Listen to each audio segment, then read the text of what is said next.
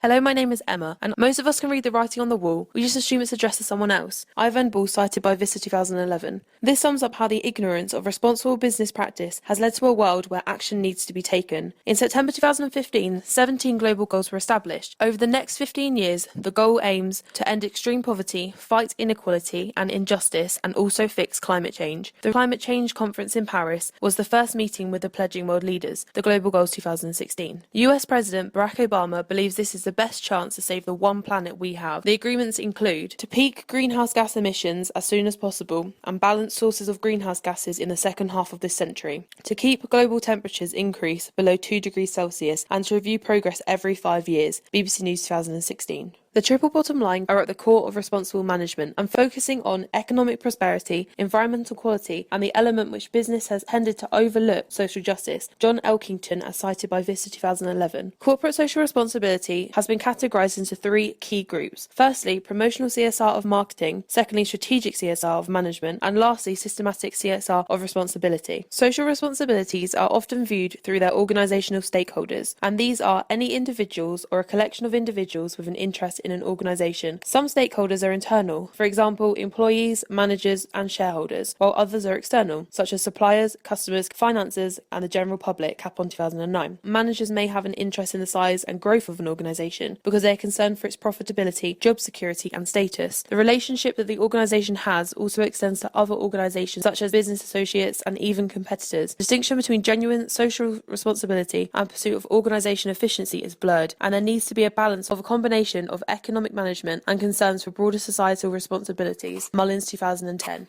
Hi, I'm George, and I'm going to be talking about how responsible management is applied personally and professionally in the business environment. In 21st century business, it is essential that people have an understanding of the industry and the ethical changes that need to be made in order to sustain a healthy business. Responsible management is applied professionally by top managers as they can choose their business strategy. This should be sustainably responsible towards the demands of nature and of stakeholders, says Maria Schutz. These strategies that have been identified by management are all key in the profitability of business and improving stakeholder trust. In addition to this, new business cannot overlook the changing ethics of the consumer. Immanuel Kant suggests no human being should be treated only as a means to an end, showing that companies need to listen to their target market as they are the most important people to them. To ensure all businesses are interested in consumer ethics, the UN Global Compact was designed. At the UN Global Compact website, they describe it as the platform for business to act on global goals, of which aim to align anti-corruption and human rights principles around the world. On a professional level, the Global Compact gets guidelines for business to follow, of which will allow them to sustain ethical practices. The core principles allow consumers, on personal level, to buy goods in sound knowledge that they have been manufactured or produced in a way that does not harm anyone or anything. Edda Collins Coleman for TheHill.com suggests companies that are able to demonstrate a culture of giving back and a commitment to social responsibility are the organizations that ultimately endure. This is because consumers want to buy into a product and a brand. Therefore, the more ethically minded and charitable the business, the more likely consumers are to buy from them. Business transparency in terms of conduct is the essential factor influencing everyone's well-being when looking at consumption within business. Hi,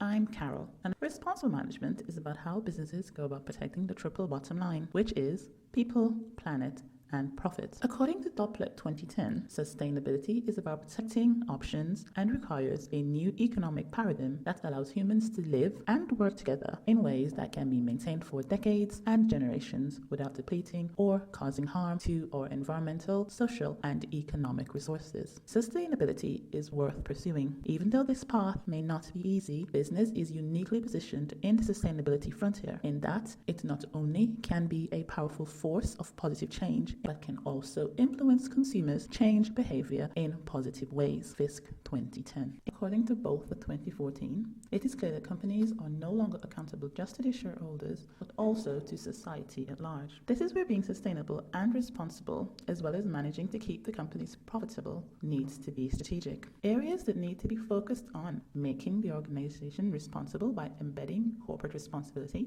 seeing how corporate responsibility relates to marketing and implementing corporate responsibility in developing countries. Corporate responsibility has gone global, leaving Leeds to argue that businesses need to play a more constructive role in addressing the challenges being faced. The implications of social and environmental problems need to be faced by global business today as part of corporate responsibility. Bat Touch, Sharia, 2010. When it comes to being responsible, who is more important to the company? Stakeholders or shareholders? Business leaders need to look beyond the interests of shareholders and consider the importance of stakeholders or those that have the most effect. Created using Powtoon.